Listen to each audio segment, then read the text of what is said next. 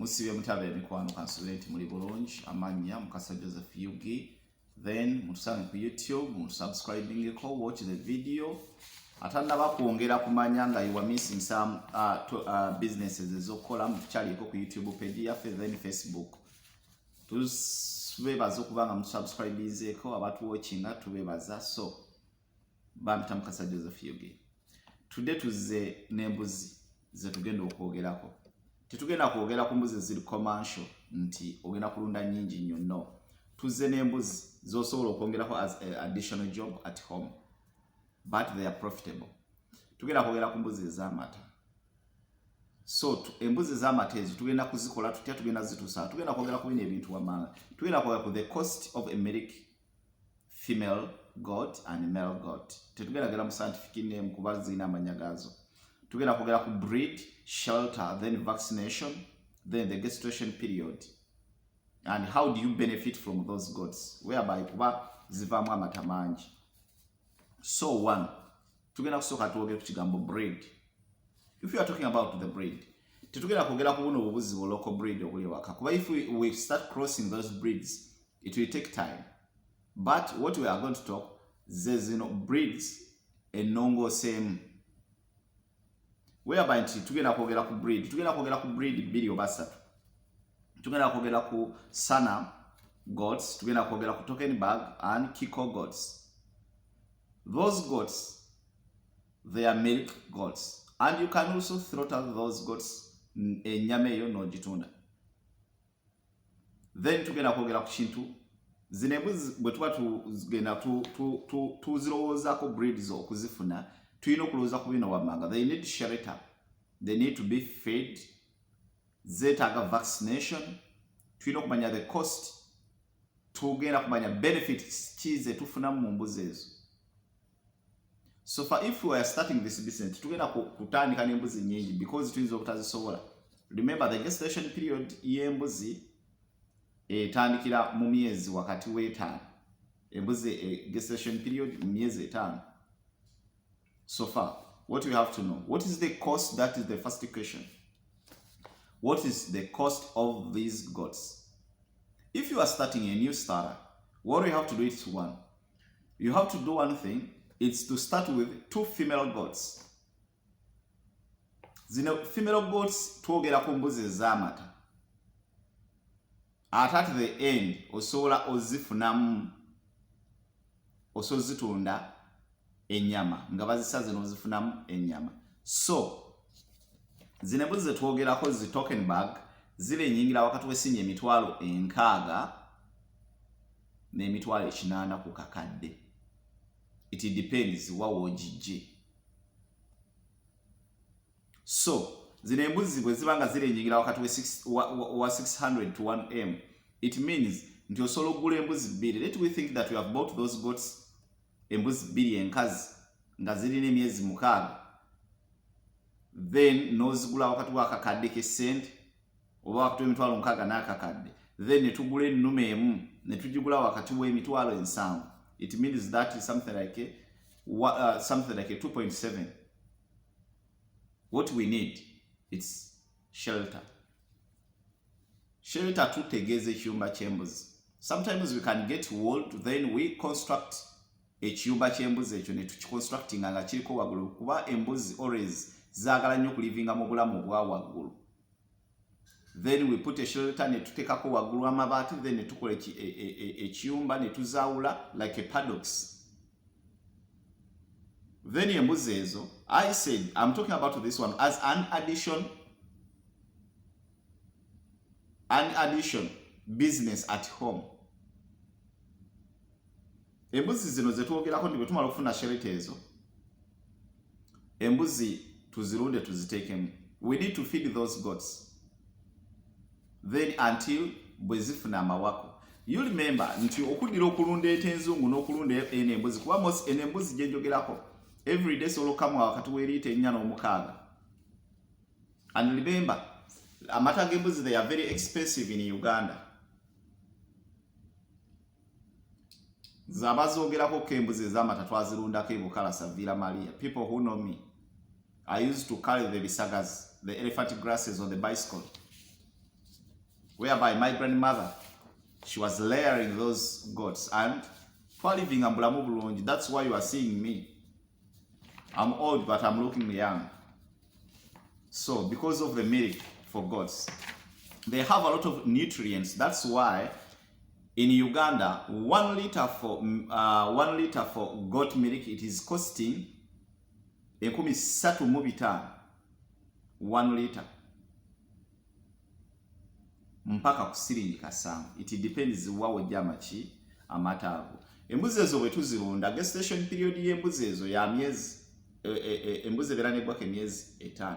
It means in a year embuzi esobola okuzaala emirundi 2. What if zino embuzi nga zizaala ennaku zino embuzi zizaala abaana 3 2? It means nti ogenda kuweza mangu farm y'embuzi.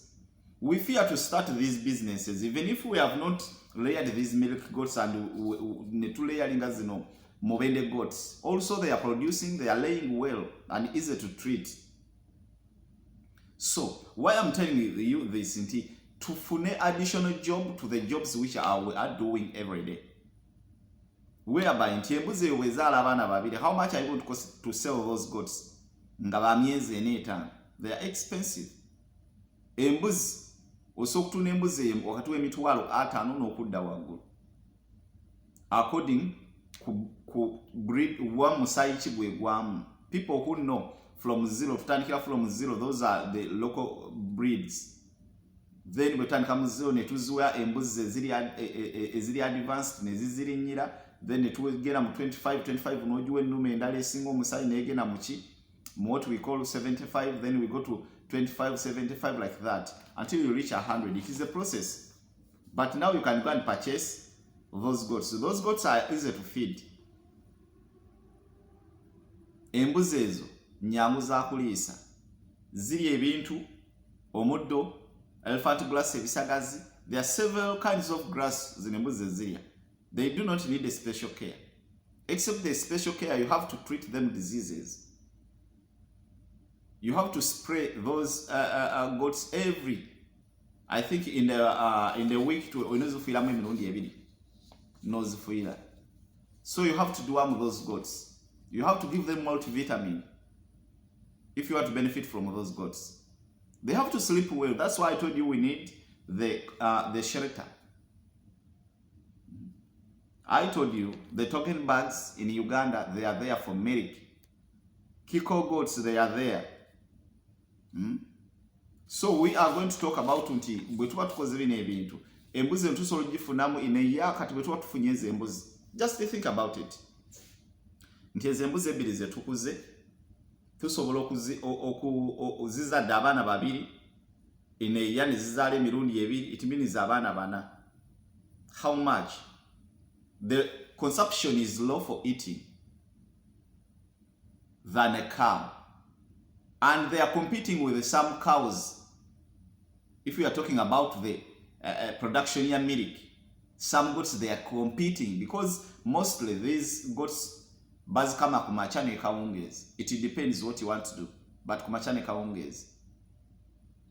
It means if, let we think, nti tufunyemu lita 3 kumacha ne kawungezi tufuna mu 3, it means 6 liters. 6 liters kubisa mu siringi kasanvu.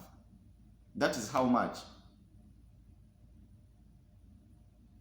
We tulina okuba abagezigezi tusobola okuba nga twekyusa obulamu. Bino ebyo tetubyogera nti lwaki, ne tulina okukyusa obulamu. Omuntu abadde takimanyi nti osobola okulunda embuzi nga bw'olima. Omuntu abadde takimanyi nti osobola okulunda embuzi nga ate bw'olina edduuka lye eddala.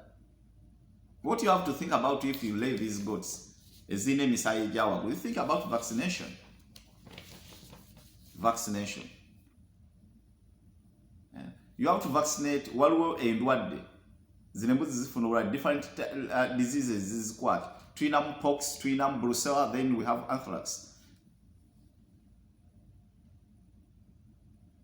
Ezo embuzi osobola ozejjanjabiranga. Oteekeddwa okuba ne dewormers, vitamins, alamicillin, LA, alamicillin, LA, long acting drugs ezo kuba ziba osozikozesaako. If ng'omusayi gukyaliko wansi, then omusayi bwe guba gugenza you can use Butalex.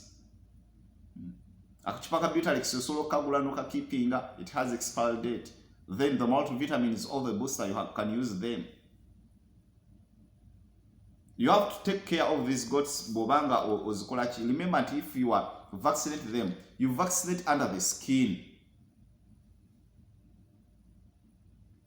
We have several types of syringes zibanga zikolachi. Utwina subcutaneous, intravenous. Ejemimwa jemso je basiba ku mpiso. Intramuscular. Then bobo yingira mu ebyo ngoyagala toyagala musawo. Then you have to learn how to treat your goats. You have to deworm them in a certain period of time. So let me think about the feeding. Oyino feeding embuzi ez'obulungi. Sometimes osoziwa ku chachu. Oyino kuziwa ku munyu zinyweko basi slicing walo ebinyu bino bye batekayo ya blocker slicingeko. The elephant glasses. So these goats are easy to manage and we can get money from them. We can get money from those goats. I said it is easy to manage those goats. In 1 year, ogula embuzi 3 okyusa omwami.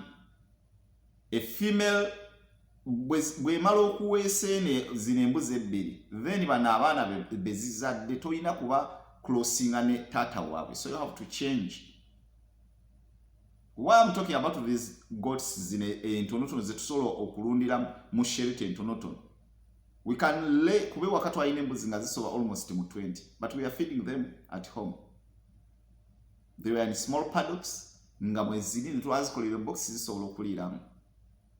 So why omukadde wange yasobolanga okuziriisa gwata akyalina amaanyi? We are here to change your life. You are here to tell you the truth how to start. Most of people, you have money, you don't know, send it to Genazi. From now, think about these goats. Ojja kutandika n'embuzi 3, enkazi 2, ennume 1. Ogenda okumala emyaka 3 ng'olina embuzi mmeka? Then I was starting okulowooza nti kangule ekayita kanjisale mu paddocks. Then ntandika okutazina embuzi zijje nga zirya, then kawunge ziziddeyo. Then you sell. Abaana bafuna amata, bafuna nutrients. They are looking healthy. Embuzi osogisolotalinga. Kilo y'embuzi ya bbeeyi Kampala wano.